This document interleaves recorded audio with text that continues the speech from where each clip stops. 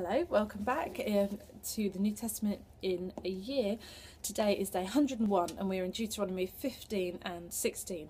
And two things I want to pick out from the reading today is to do with generosity and joyfulness. This first thing about generosity, I love, like really early on in our reading today, this almost prophetic line where it says that the Lord's time for cancelling debts has been proclaimed. And just that,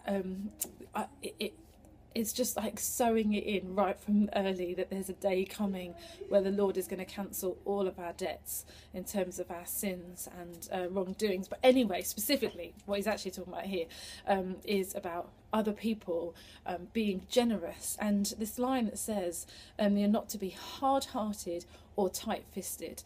And generosity, or lack of, comes from two places, and we show it in our hearts and in our actions. And in our hearts it's possible to be generous or not. We can choose whether we show each other generosity in the way that we're thinking about other people, or the other side is whether we're judging them constantly. But the call here is to not be hard-hearted, so to choose in our hearts just to be continually generous in the way that we are thinking about other people. But the other thing it says is don't be hard-hearted, but also don't be tight-fisted. So then not only in your attitudes and in your heart, but in your actions, open up your hand, be open, be ready to give. Which is two really great reminders for us as God's people today. Are we generous in our heart and in our attitude, and are we generous in our actions?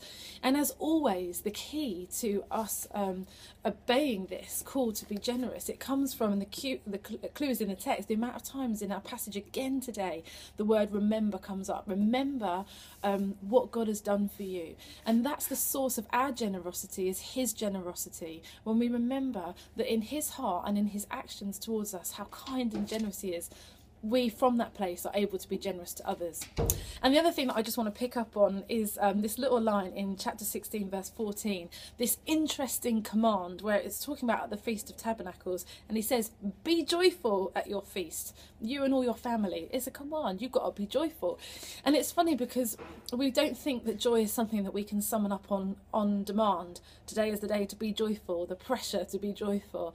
But I read this great quote on Facebook recently that says, it's not joy that makes us grateful, it's gratitude that makes us joyful.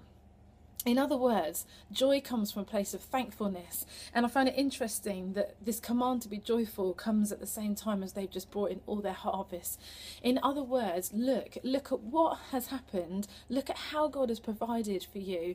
Be joyful. Be grateful, and from your gratitude comes joy. So something for us to consider today is our generosity, just to receive from God, remember what he has given to us, and from that place that we would be generous to others, but also to remember that command to be joyful, and that joy comes as a result of thanksgiving and thankfulness. What can we be thankful for today? Have a great day. I'll see you again tomorrow. Bye.